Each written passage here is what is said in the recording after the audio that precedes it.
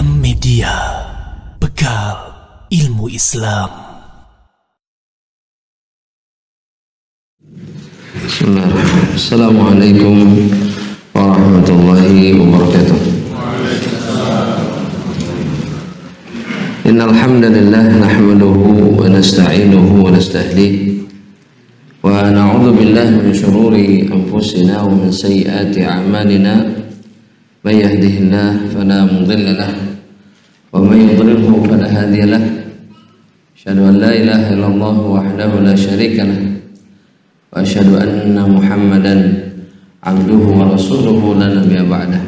Wa qala ta'ala ya ayyuhalladzina amanu ittaqullaha haqqa tuqatih wa la tamutunna illa wa antum muslimun. Fa amma ba'du, ahibati fillah wa ikhwani fid din, azzani Allah wa iyyakum. Kembali kita dipertemukan oleh Allah Subhanahu wa taala, dan tentunya rasa syukur kita kepada Allah tidak henti-hentinya kita tunjukkan dan juga kita panjatkan kepada Allah Subhanahu wa taala. Karena dengan bersyukur kenikmatan dijamin untuk dijaga oleh Allah Subhanahu wa taala. Dan bukan hanya dijaga, namun Allah pun akan memberikan tambahan demi tambahan. Dan ini berlaku untuk seluruh kenikmatan. Terlebih untuk kenikmatan yang menjadi kenikmatan terbaik bagi seorang hamba Allah Subhanahu wa taala, yaitu adalah ketika dia diberikan ilmu oleh Allah Rabbul Alamin.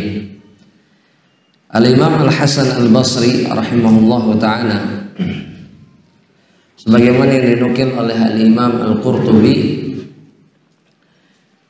di dalam tafsirnya ketika menafsirkan firman Allah Rabbul Alamin, Rabbana atina fid dunya hasanah wa fil akhirati hasanah wa qina adzabannar.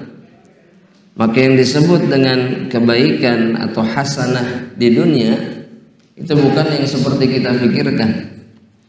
Kalau kita berbicara hasanah, pasti kembalinya hanya kepada apa? Kenikmatan dunia, uangkah, rumahkah, atau apapun yang semisal. Padahal para mufassirin mengatakan bahwa hasanah yang dimaksud oleh Allah Subhanahu wa taala hiya al-ilm, dia adalah ilmu. Itu yang dimintakan kepada Allah Subhanahu wa taala. Makanya tidak ada kebaikan yang lebih baik melebihi ilmu yang menggiring seseorang untuk bisa masuk ke dalam surga Allah Subhanahu wa taala. Oleh karenanya dia tidak boleh dihalangi. Ilmu ini nikmat Allah, rezeki Allah yang mulia ini tidak boleh terhalang. Agar kita bisa menikmati dampaknya, agar kita bisa menikmati hasilnya. Makanya kita harus tahu apa yang menjadi penghalang ilmu. Artinya yang menghalangi seseorang dari ilmu agar dia tetap mendapatkan kebaikan ini.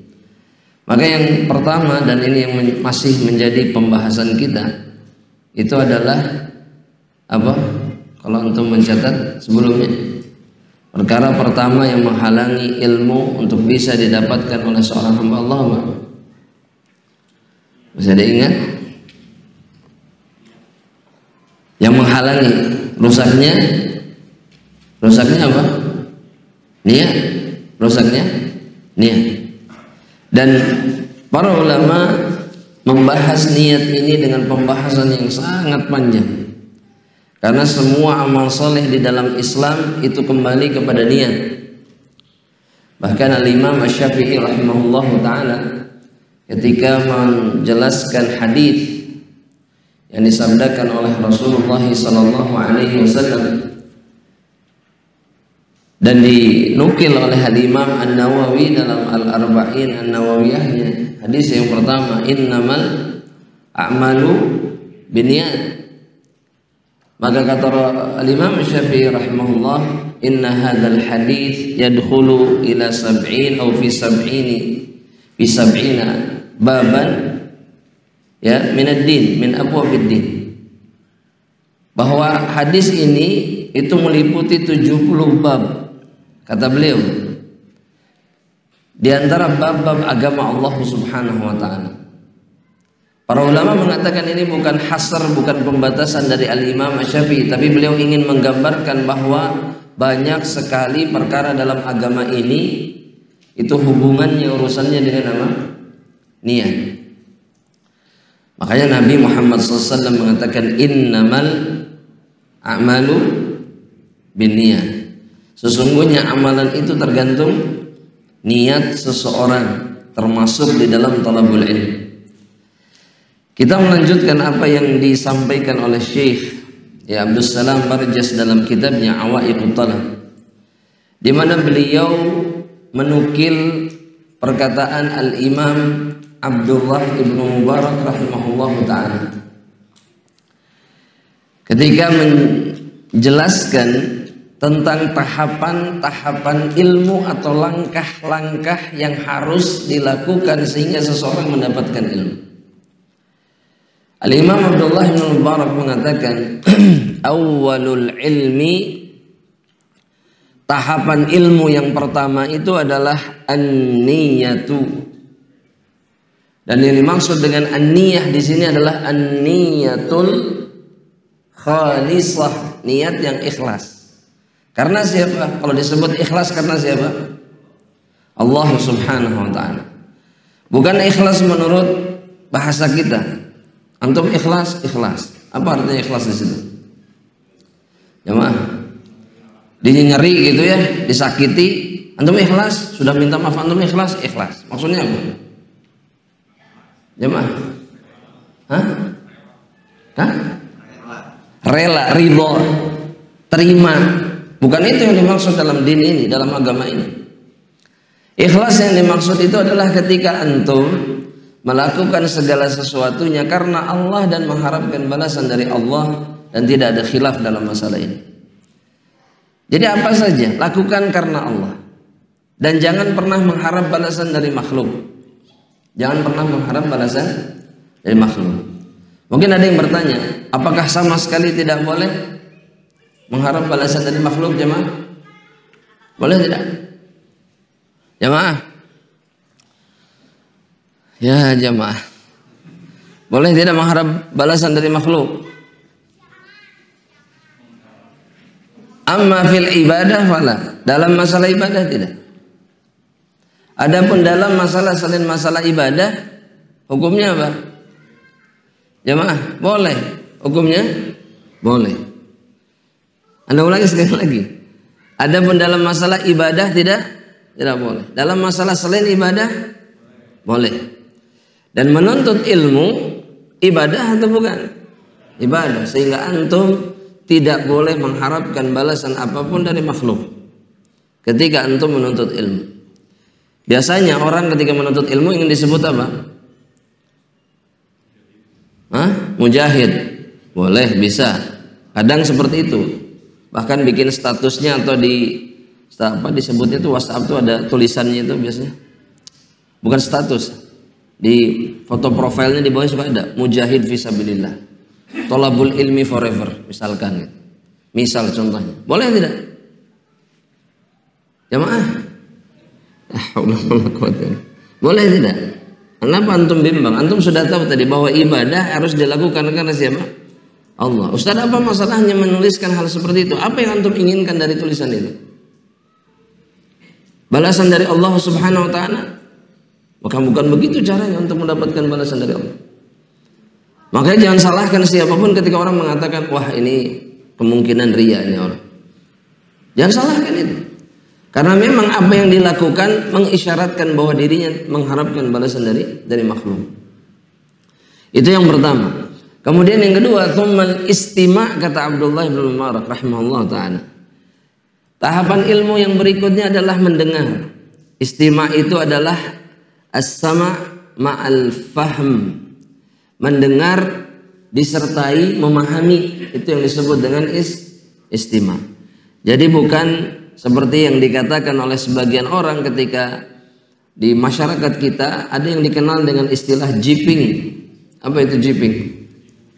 Apa yang dimaksud dengan ngaji kuping? Antum tahu singkatannya, berarti tahu maknanya apa maksudnya? Ya jamaah, kenapa sunyi senyap begini? Apa maksudnya jeping? Masuk, keluar telinga kiri. Artinya tidak difahami sedikit pun apa yang diucapkan di dalam majelis ilmu, dan tidak pernah berusaha untuk memahaminya. Maka ketika seseorang tidak melakukan istima', jangan harap kemudian dia mendapatkan ilmu. Ngantuk Ustadz, ngantuk itu bukan udzur syar'i ketika menuntut ilmu, bukan. Ngantuk itu bukan udzur syar'i.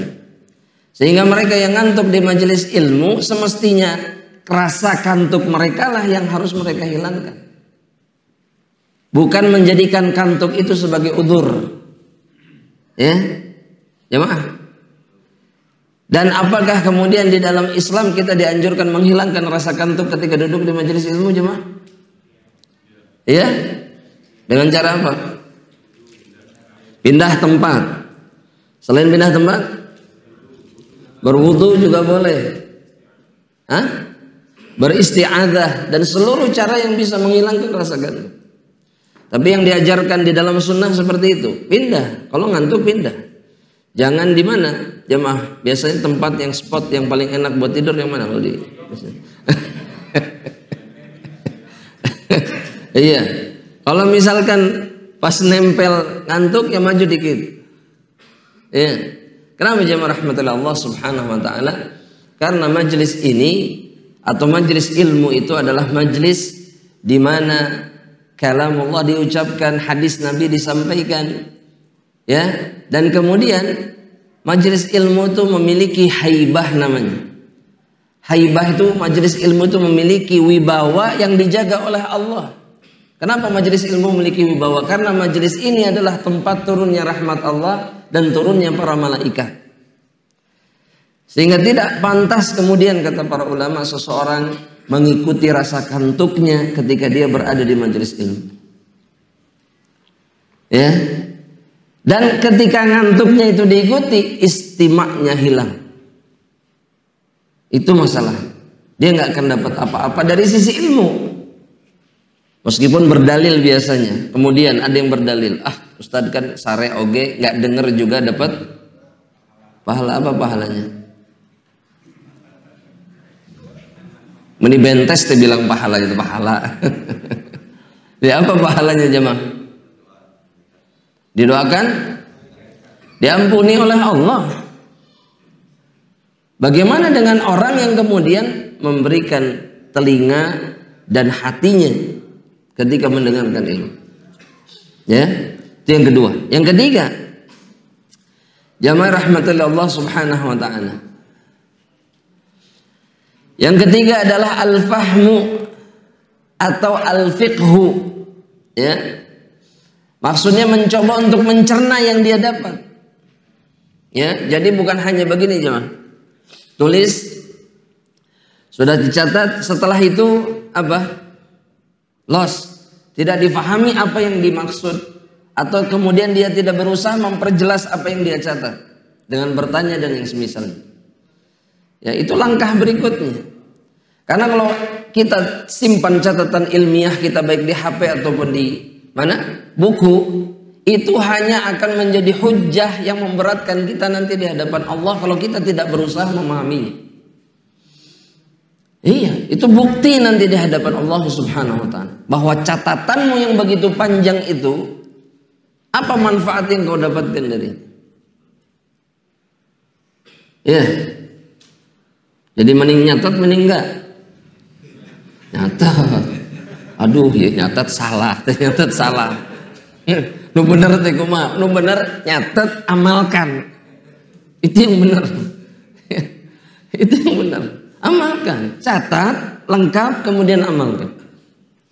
Dan dengan langkah itu kita bisa mendapatkan ilmu. Jika kemudian diikuti dengan perkara berikutnya. Tsummal hifdzu. Tsummal hifdz. Kemudian yang berikutnya adalah menghafal atau mengingat. Ya, menghafal atau mengingat.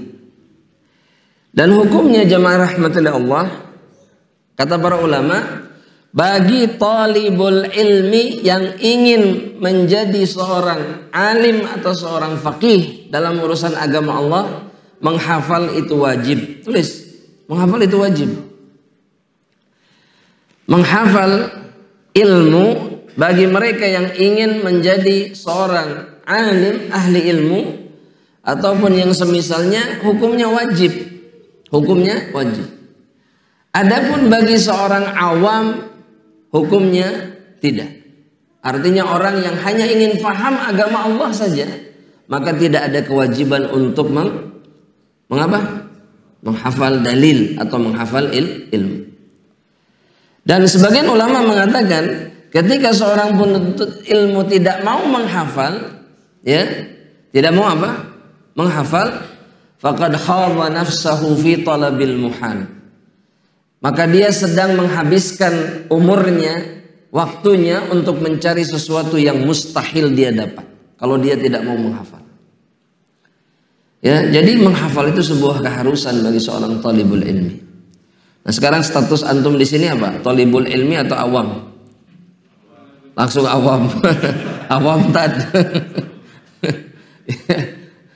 Ya, tapi kalau talibul ilmi, sesulit apapun, seberat apapun, hafalkan. Hafalkan.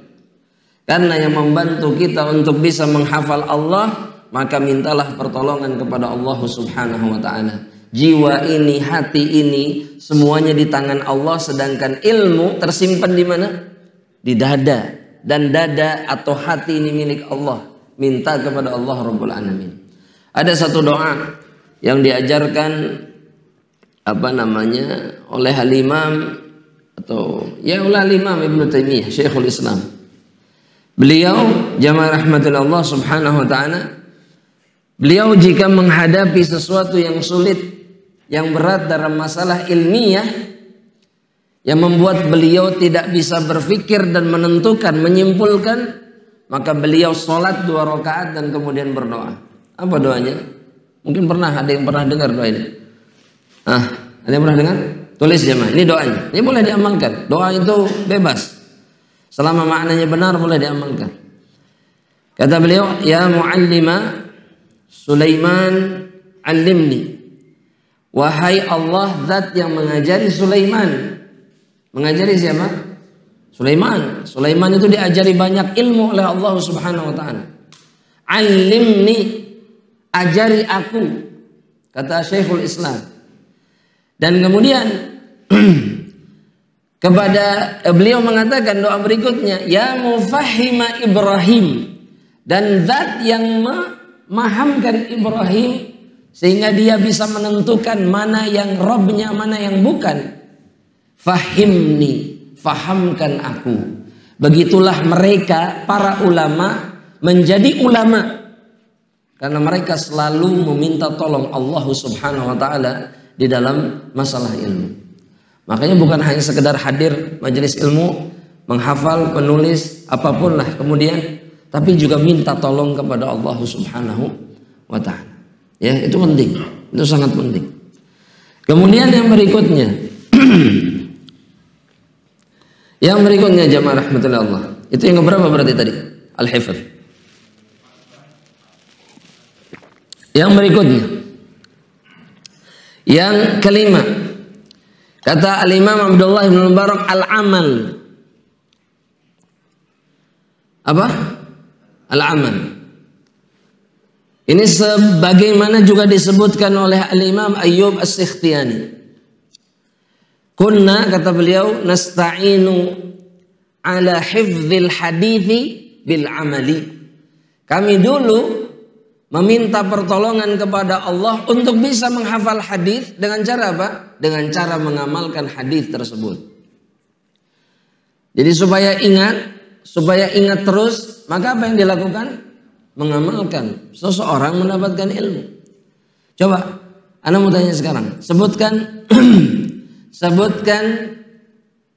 adab makan lengkap dari A sampai Z. Siapa yang bisa menyebutkan sampai akhir? Ini amalan yang antum atau kita semua kerjakan setiap hari, bahkan 3 kali sehari. Bahkan ada yang lebih kadang-kadang. Betul? Coba sebutkan dari A sampai Z, dari awal sampai akhir. Yang keras. Memulai dengan bismillah. Cuci tangan dulu nggak? Ana mau tanya, coba sunnahnya cuci tangan atau mengusap-ngusap ke kain saja cukup? Hah? Kenapa khilaf begini jemaah? Kalau yang cuci tangan emang ada dalilnya. Apa? Apa dalilnya cuci tangan jemaah? Ayo coba. Baik. Tapi ngusap-ngusap ke kain boleh? Jamaah, dua-duanya boleh jemaah. Dua-duanya dilakukan. Kenapa kok kita bisa berbeda-beda? Karena kita tidak mengamalkan semuanya. Betul? Iya. Kemudian makan baca bismillah. Kemudian pakai tangan. Kemudian apa? Ambil yang paling dekat. Terus itu berlaku kapan itu mengambil yang paling dekat? Kalau ya makan rame-rame itu berarti masih dalam satu wadah maksudnya. Iya, kalau beda wadahnya, gak dalam satu nampan piringnya pisah-pisah, boleh ngambil yang jauh.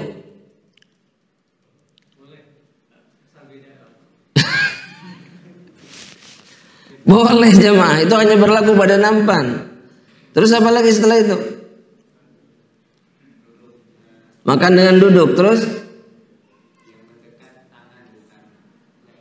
yang mendekat tangan bukan leher, diangkat, taib. Terus jarinya berapa? Kalau apa? Kalau manusia berapa jari? Pertanyaannya bukan itu. Maksudnya ketika makan Nabi melakukannya berapa jari? Ada riwayat yang menyebutkan 3. Dan kalau makannya makan kurma, Nabi kemudian membuang bijinya kemana? Ke sela-sela jari. Dan kemudian Nabi kalau sudah mau beres, ya apa yang dilakukan ya? Dibersihkan dulu semuanya sampai tidak ada yang tersisa untuk syaitan. Kemudian apa lagi? Menjilati atau dijilatkan ke orang lain. Kemudian baca doa, doanya apa? Apa doanya? Allahumma laka sumtu wa bika amantu. Apa doanya? Aisyah. Alhamdulillah, cukup. Atau juga ada doa yang lain. Yang mana kata Rasulullah SAW jika dibaca setelah makan maka seseorang diampuni dosa-dosa terdahulunya. Apa doanya? Alhamdulillahilladzi at'amani hadza ta'am wa razaqanihi min ghairi haulin minni wala quwwah. Semua itu jamaah, antum tidak perlu repot-repot munculkan jika antum sering melakukannya. Antum hafal. Gitu loh. Itu yang dimaksud. Begitulah cara para ulama yang kita agungkan, kita muliakan sekarang, yang hebat luar biasa itu, sehingga mereka sampai kepada derajat ilmu mereka, itu semuanya karena mereka mengamalkan dengan apa yang mereka dapatkan. Sehingga ilmu itu betul-betul meresap ke dalam hati. Iya, dan ilmu mereka diberkahi. Betul? Jemaah? Jemaah? Sulit tidak mengamalkan ilmu? Jemaah dijawab cepat jemaah. Sulit tidak? Kalau sulit tidak? Tidak. Lantas kenapa sedikit amal ilmu yang kita amalkan? Hah? Pasti yang disalahkan syaitan. Syaitan yang salah Ustaz. Ana digoda sama syaitan, ya beginilah jadinya. Syaitan itu tipu dayanya lemah atau kuat? Lemah. Antum gak punya alasan. Bukan syaitan yang salah. Salah siapa? Salah kita semua sendiri. Kita semua. Iya. Maka cek syaitan teh naon cenah dibawa. Betul. Karena syaitan itu hanya apa? Hanya membisikkan semua eksekusi dilakukan oleh manusia. Pilihannya ada di tangan seorang hamba Allah Subhanahu wa taala. Ini yang perlu kita ingat. Aman. Dan kemudian yang berikutnya yang terakhir tahapan ilmu itu adalah an-nashru, menyebarkan. Apa? Menyebarkan. Itu tahapan ilmu. Ya, ini langkah-langkah seseorang untuk bisa mendapatkan ilmu dan kemudian mendapatkan kebaikan dari ilmu yang dia miliki. Yang terakhir apa? Nashr. Ilmu harus disebarkan. Namun kepada siapa kita menyebarkan ilmu? Jamaah rahmatullah. Kepada siapa? Kepada yang paling dekat dan kemudian kepada seluruh hamba Allah Subhanahu wa taala yang mampu kita berikan ilmu ini. Berdasarkan keumuman dalil banyak. Balighu anni walau ayah. Hadis sahih riwayat Imam Bukhari. Kemudian juga firman Allah Subhanahu wa taala di dalam Al-Quran, dalam surat Al-Furqan ayat yang ke-33. Siapa yang bisa membacakan? Ayo jemaah. Wa man ahsanu qawlan, kata Allah. Lanjutkan. Ya jemaah. Yang keras. Terus. Wa amila salihan wa qala innani minal muslimin. Siapa yang perkataannya lebih baik dari mereka yang menyeru kepada agama Allah, yakni yang menyebarkan ilmu, mengajak orang kepada agama Allah Subhanahu wa taala. Gak ada yang lebih baik dari ini. Gak ada, itu kata Allah. Di antara hamba-hamba Allah Subhanahu wa taala. Kemudian ditambah amal soleh, ngajak beramal, kemudian dia mengamalkan dan mengatakan saya ini muslim. Saya ini apa? Muslim. Antum muslim, mukmin atau apa? Ini bukan pertanyaan berat jemaah. Muslim, mukmin atau apa antum? Mukmin dan mukmin. Double atau apa? Mukmin dan muslim. Mukmin atau muslim? Apa bedanya mukmin dan muslim? Masya Allah. Kalau yang mukmin sudah pasti muslim. Yakin? Kalau muslim belum tentu mukmin. Itu mah di Indonesia jamaah. Yang KTP-nya Islam belum tentu, tapi muslim pasti mukmin. Seseorang disebut seorang muslim ketika masih ada iman pada dirinya. Gak bisa dipisahkan jamaah rahmatullah. Gak bisa pisahkan. Maknanya itu juga. Dan Allah bilang apa? Wa qala innani minal muslimin, bukan mukminin. Betul enggak? Jamaah nah jadi bararingung kieu jamaah. Muslim. Mukmin juga bisa. Antum disebut mukmin bisa enggak? Ya Allah, ini pertanyaan. Baik, ana ulangi pertanyaan. Hadirin sekalian. Antum muslim atau mukmin? Dua-duanya jemaah. Dua-duanya. Antum bisa disebut mukmin, bisa disebut muslim. Baik. Sekarang kalau antum ditanya oleh orang, antum ini apa sih sebetulnya alirannya ini? Antum Islam yang mana? Jawaban antum apa?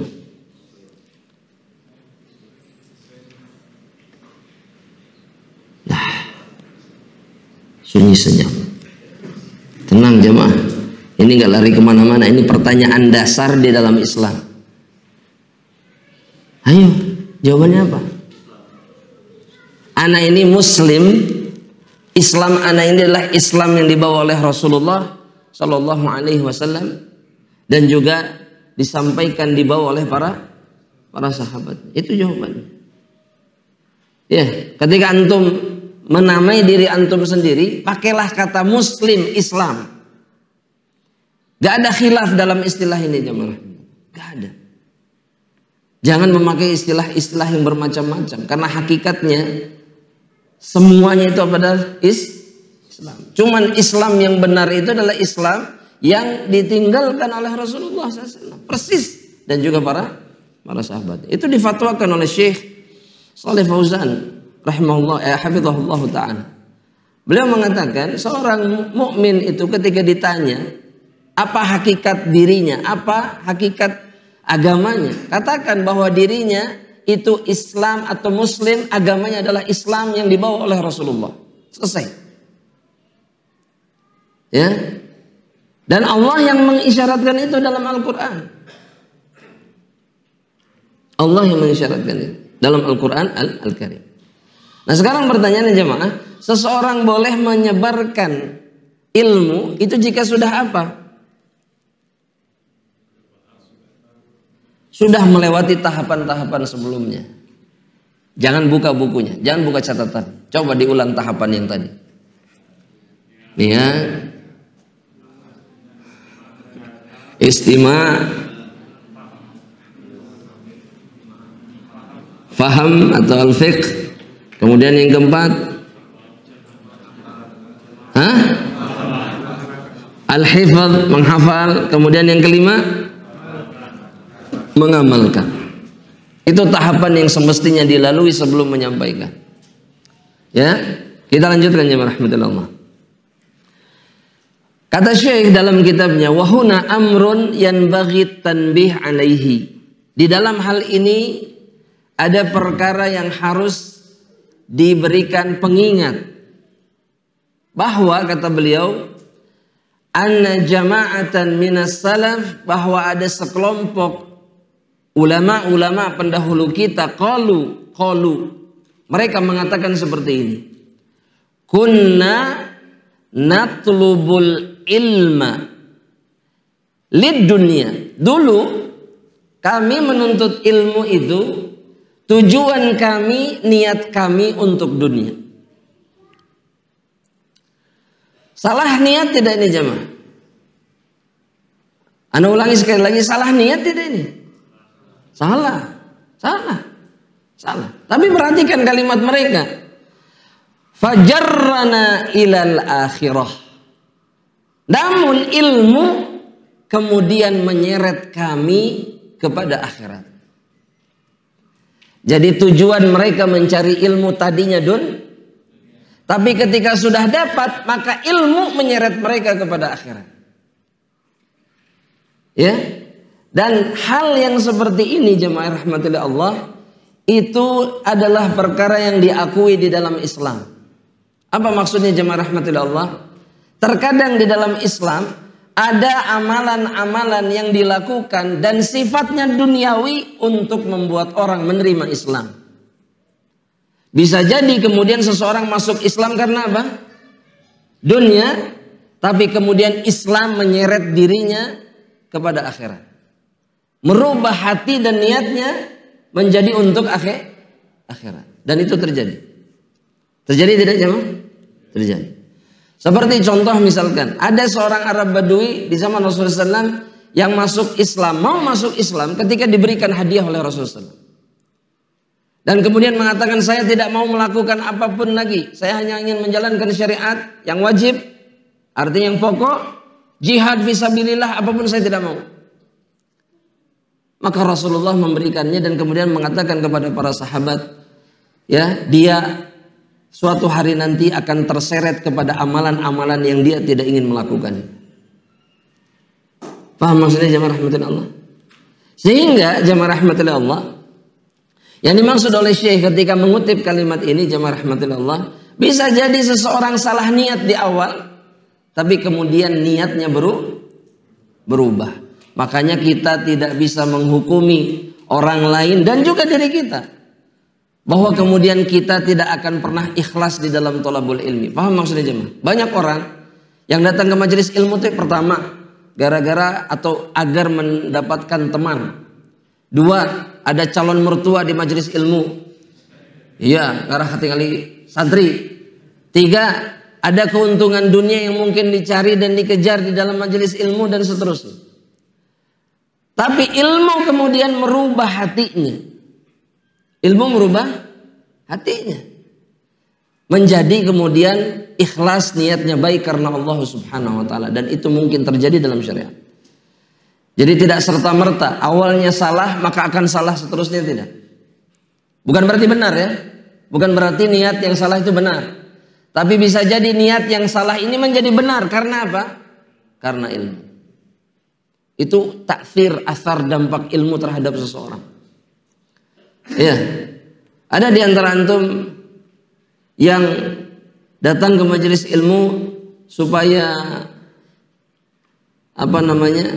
dapat keuntungan dunia?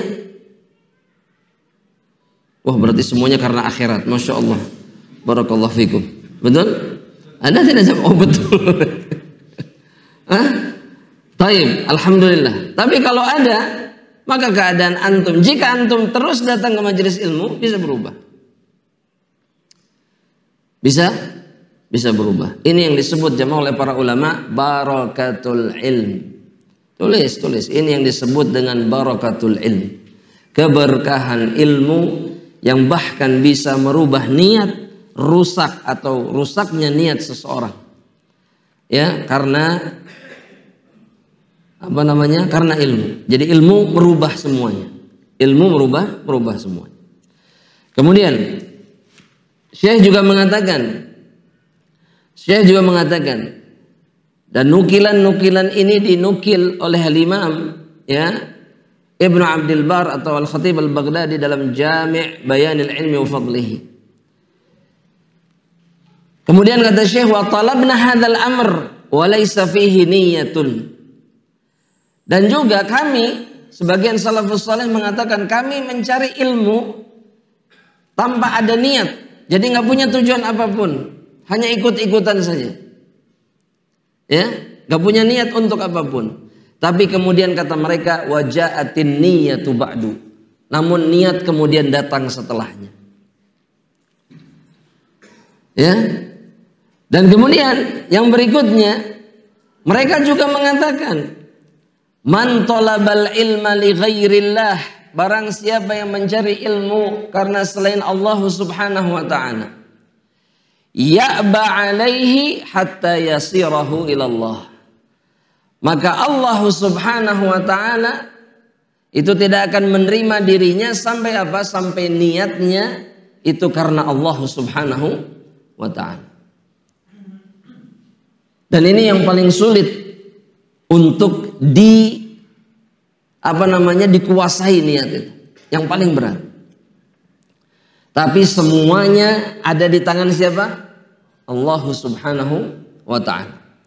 Kita lanjutkan jemaah rahmatullah. Allah subhanahu wa ta'ala wa qad syaraha adh-Dhahabi hadhihi al-ibarati syarhan mufida faqala ala qawli Ma'mar ibn Rashid. Dan Al-Imam Adz-Dzahabi telah mensyarah kalimat yang tadi disebutkan dengan syarah yang bermanfaat dan mengatakan kepada salah seorang sahabatnya Ma'mar ibn Rashid, salah seorang ahlul hadits juga. Beliau mengatakan kana yuqal, dulu dikatakan innar rajula la yatlubul ilma li ghairillah faya'ba alaihi ilmu hatta yakuna lillah. Bahwa seseorang, kata beliau, kata Imam Adz-Dzahabi, bisa saja atau bisa jadi dia menuntut ilmu bukan karena Allah.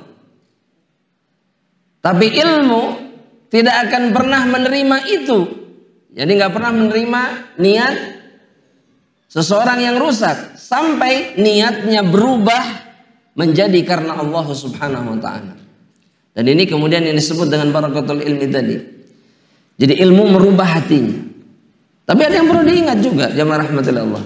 Semua ini taufik dari Allah subhanahu wa ta'ala. Allah tidak memberikan ilmu kepada setiap apa? Hambanya. Siapa yang diberikan ilmu? Kepada siapa Allah memberikan ilmu? Coba dijawab. Orang yang dapat hidayah. Satu, kita lock dulu jawabannya. Dua, orang yang dikehendaki. Maksudnya yang seperti apa yang dikehendaki? Ada cirinya nggak? Ada. Apa cirinya? Orang yang ikhlas. Terus diberikan hidayah ikhlas. Terus apa lagi? Yang bersungguh-sungguh. Terus apa lagi? Sabar. Terus apa lagi? Oh, panjang Ustaz ya mah. Yang jami', yang terkumpul semua sifat ini apa? Kalimatnya, Yang berpikir. Tulis jamaah rahmatullah Allah. Tulis, mereka yang berhak mendapatkan ilmu dan dikehendaki mendapatkan ilmu, mereka yang dicintai oleh Allah Subhanahu wa taala dan yang mereka diinginkan kebaikan oleh Allah. Paham maksudnya, Mas? Mereka dicintai dan diinginkan kebaikan oleh Allah. Allah menginginkan kebaikan untuk dirinya. Ya, dan yang diinginkan kebaikan oleh Allah itu adalah mereka-mereka yang baik, yang melakukan semua yang antum bilang tadi. Itu sebabnya kenapa Nabi mengatakan man yuridillah bihi yufaqihu fid din. Itu antum sebutkan tadi kan? Nah, dari sahabat Muawiyah bin Abi Sufyan dalam Sahih Bukhari disebutkan yang diinginkan kebaikan oleh Allah,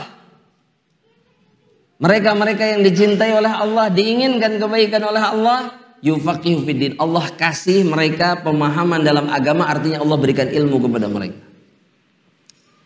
Makanya jadi orang-orang yang dicintai Allah kalau ingin ilmu. Ya, gimana caranya dicintai Allah? Coba dijawab coba. Ya jamaah.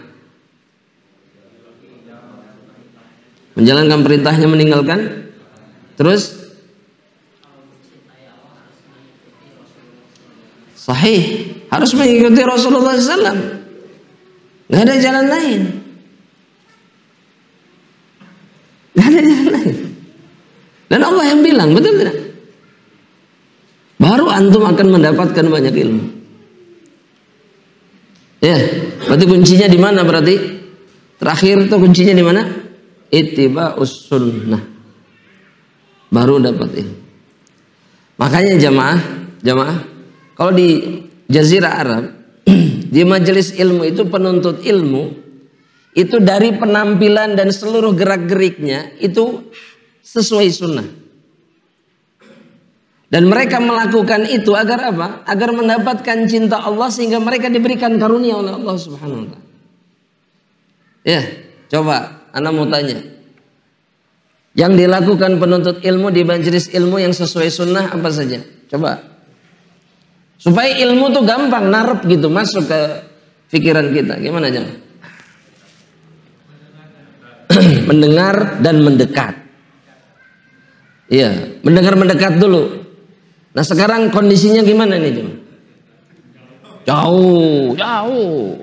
Mendengar jauh. Ya. Yang benar itu seperti Jibril kepada Rasulullah SAW. Asnada rukbataihi ila rukbataihi. Menyentuhkan apa? Lututnya kepada lutut Rasulullah SAW. Dekat. Bukan jauh, dekat. Satu. Contoh ini contoh. Udah siap-siap maju dia. Langsung mengamalkan. Iya. Kemudian mendengar. Kemudian mencatat. Kemudian tidak meninggikan suaranya di atas suara yang berbicara di depannya. Menghadapkan pandangan mata dan wajahnya kepada yang berbicara di depannya. Kemudian apa lagi jemaah? Tidak berpaling dari yang berbicara kepada yang lain. Makanya kalau lihat sirah para salafus salih, para ulama, mereka tuh sampai keluar dari masjid, berhenti dari kajian, langsung kafaratul majlis hanya gara-gara ada yang menyerut pensil di majlisnya. Karena para sahabat tidak pernah melakukan itu jamaah. Emang para sahabat nyatet lain eta. Para sahabat itu fokus kepada Rasul sampai Rasulullah SAW selesai. Baru mereka ngurusi yang lain. Makanya ilmunya, kan kita sering mengeluh ya. Nah hanya ayat di Arab, pesantren, tapi ilmunya lebih tinggi. Di dia pesantren ribuan, tapi yang alim seperti yang ada di Arab sedikit. Karena mereka lebih dekat kepada sunnah. Mengamalkan. Sehingga mereka dicintai oleh Allah. Allah memudahkan ilmu untuk mereka. Itu yang kita lalaikan jamaah rahmatullah Allah. Iya. Yang sahih begini. Yang sahih. Baik. Yang lain ngamalinnya bulan depan saja. Baik. Ya jamaah. Mudah-mudahan ini bisa difahami jamaah rahmatullah Allah. Kemudian yang berikutnya jamaah rahmatullah Allah. Baik. Yang berikutnya kata Syekh, dan mungkin ini yang terakhir, jemaah rahmatin Allah. Kata Syekh, na'am, kata Syekh, betul. Yatlubuhu awalan falhamilu lahu hubbul ilm. Betul bahwa seseorang ketika mencari ilmu, ya, maka yang muncul pertama kali kadang-kadang yang mendorong dia untuk menuntut ilmu itu adalah hubbul ilm. Karena dia cinta ilmu saja. Ada orang-orang yang cinta berpikir, ada nggak jemaah? Suka mengingat sesuatu, tahu sesuatu itu suka. Dan ini bukan pendorong yang benar. Yang semestinya jadi pendorong itu adalah Allah. Allah harusnya. Ataupun kata Syekh wa hubbul wadhaif, ataupun karena dia ingin kerja. Ya. Ingin berangkat kemana? Sekolah, berangkat ke satu negeri, kemudian lulus dari sana ke sini, buka sekolah jadi mudir. Itu tujuannya, jadi pemimpin sekolah. Itu namanya wadhaif, itu hanya untuk kerjaan saja, bukan untuk Allah. Gak ada gunanya itu niat seperti itu, gak ada. Ya, artinya dia mencari Allah, mencari ridho Allah atau mencari dunia? Cari dunia. Kalau tujuannya itu. Wa nahwi dzalika. Atau yang semisalnya kata Syekh, walam yakun alima wujubal ikhlasi fi. Dan dia mungkin tidak tahu bahwa ketika menuntut ilmu itu wajib ikhlas. Wala sidqin niyah. Dan juga tidak ada kejujuran niat pada dirinya, enggak ada.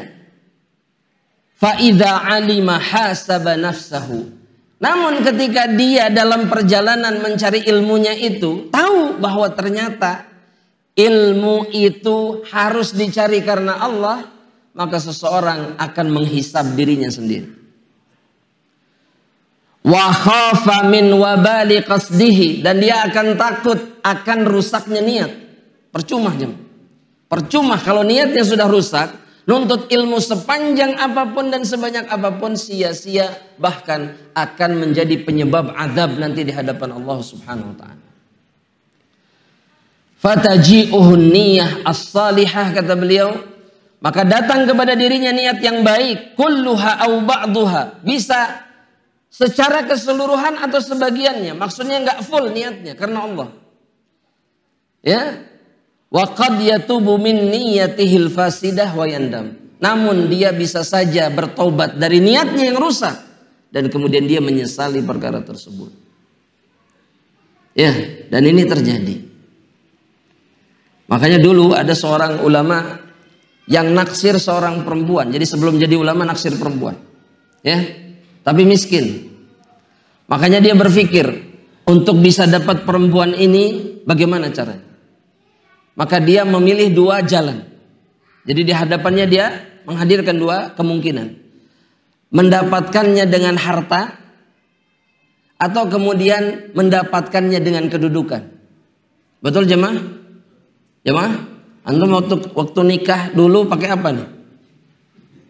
Dua-duanya? Atau enggak dua-duanya? Ya, pasti ada salah satunya pasti. Gitu ya? Namun kemudian dia memilih dengan kedudukan. Dan di dalam pikirannya, kedudukan tinggi pada masa itu, yang dihormati, dimuliakan orang adalah kedudukan para ulama. Maka dia menuntut ilmu sampai jadi ulama. Hanya ingin mendapatkan siapa? Seorang perempuan. Ya, ini hebatnya seorang laki-laki atau hebatnya seorang perempuan jemaah? Hah? Karena hebatnya seorang lagi, karena hebatnya fitnah perempuan. Ya, bersemangat, habis-habisan. Namun dikisahkan dalam kisah ini, ketika dia jadi ulama, maka wanita ini datang kepada dirinya, menawarkan dirinya. Gak diminta. Dia datang untuk menawarkan dirinya untuk dinikah. Maka kata laki-laki tersebut, abaitu, aku tidak ingin memilih engkau, aku lebih memilih ilmu di atas semua wanita. Karena dia sadar ketika jadi alim bahwa ilmu lebih mulia di atas segala sesuatu. Ya, dan keadaan seseorang bisa berubah. Ya, wallahu taala alam, ini yang bisa saya sampaikan jemaah rahmatullah.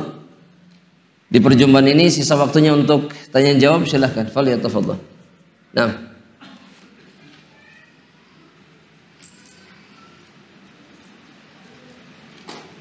Kalau nggak ada ana yang nanya duluan. Baik, siapa yang mau jawab angkat tangan.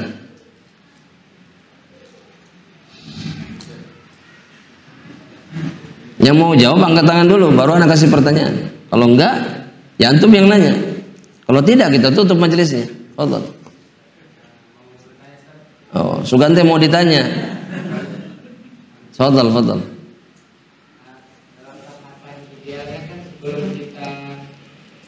Mengajak orang untuk beramal, ya. Kita harus sudah mengamalkannya. Baik. Cuman terkadang memang kita juga belum mampu mengamalkan itu, tapi kita tahu itu baik. Ya. Adab kita atau cara yang baik bagi kita untuk tetap mengingatkan atau bagaimana? Tetap mengingatkan. Hanya saja ketika kita belum mengamalkannya namun sudah menyampaikannya, dan kemudian kita tidak mengamalkan apa yang kita sampaikan, ada masalah baru bagi kita. Itu kenapa sebabnya ana bilang tadi semua tahapan harus dilakukan dulu agar kita selamat. Karena jika kemudian menyampaikan namun bagian amal ini kita tidak mengamalkan, akan semakin besar kemungkinan kita terkena azab kalau kita kemudian tidak berusaha mengamalkan. Dan ini sering terjadi. Jadi suka menyampaikan, tahu, kadang hafal dalilnya, disampaikanlah, tapi mengamalkannya tidak. Maka Allah bilang dalam Al-Quran, kabura maqtan indallahi an taqulu ma la taf'alun. Besar murka Allah ketika kalian mengatakan sesuatu yang kalian tidak melakukannya. Jadi hukumnya boleh, tapi ingat setelah menyampaikan antum punya beban. Bebannya apa? Mengamalkan apa yang antum sampaikan. Itu saja. Kalau antum bisa melakukannya, selamat. Dan menyampaikan itu memang tidak mutlak harus menunggu mengamalkan. Ya, jelas atau kurang?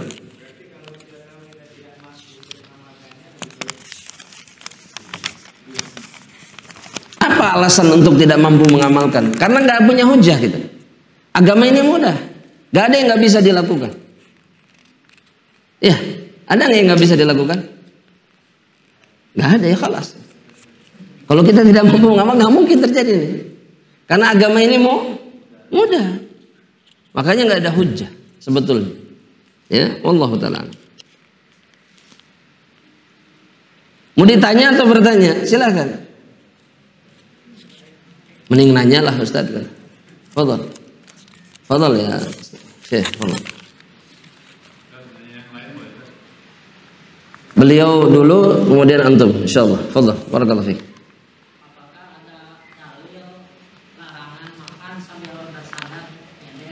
Ada.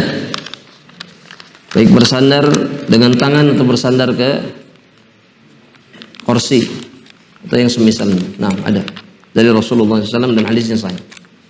Jadi kalau makan itu usahakan tidak bersandar kepada apapun. Wallahu a'lam. Silakan Pak. Apa?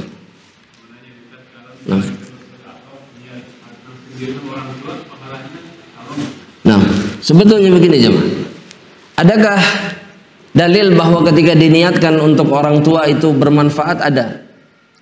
Sebagaimana seorang wanita yang ingin bersedekah atas nama ibunya, ada juga yang haji atas nama orang tuanya. Itu dibenarkan semua oleh Rasulullah SAW. Jelas? Baik. Nah sekarang, apakah menggabungkan ini untuk saya dan orang tua saya perlu dilakukan? Hukum asalnya tidak perlu sebetulnya. Meskipun kalau dilakukan nggak ada masalah. Tapi hukum asalnya tidak perlu. Kenapa? Karena setiap kebaikan yang kita lakukan orang tua mendapatkannya. Jadi nggak perlu niat khusus. Antum nggak niat sekalipun untuk orang tua, antum melakukan apa saja seperti sekarang di majelis ilmu, kan tujuannya bukan karena untuk orang tua pahalanya kan?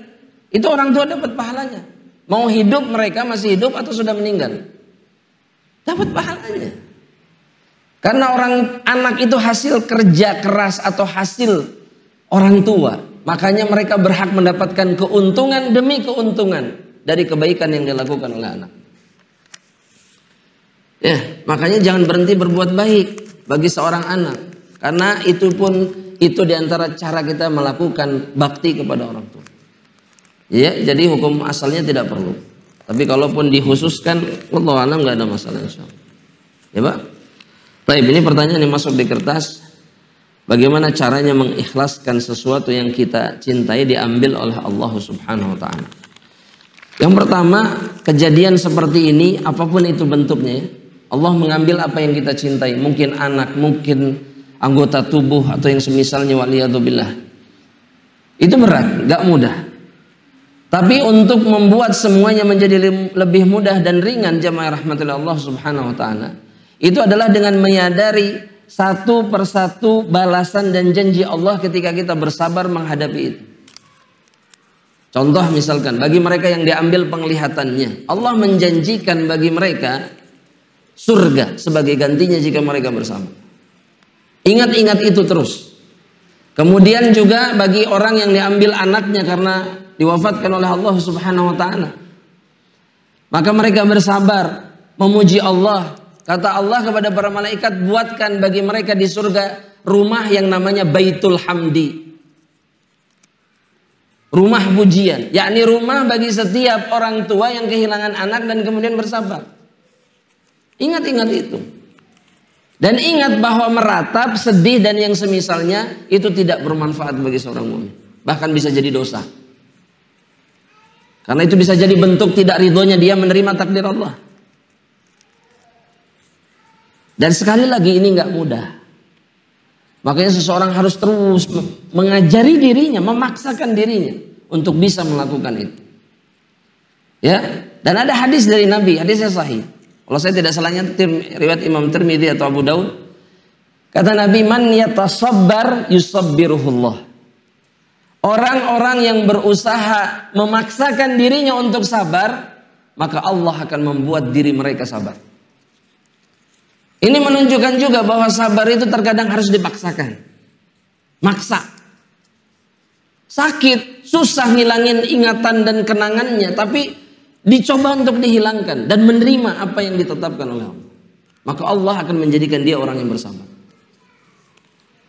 Ya, maka ini yang harus kita ingat. Wallahu ta'ala alam. Dan mungkin ini pertanyaan yang terakhir, jamaah rahmatullah Allah Subhanahu wa taala. Mohon maaf atas segala keterbatasan waktu, dan kita cukupkan sampai di sini dan mengucapkan doa kafaratul majlis. Subhanakallahumma bihamdika asyhadu an la ilaha illa anta astaghfiruka wa atubu ilaik. Assalamualaikum warahmatullahi wabarakatuh. Am Media, bekal ilmu Islam.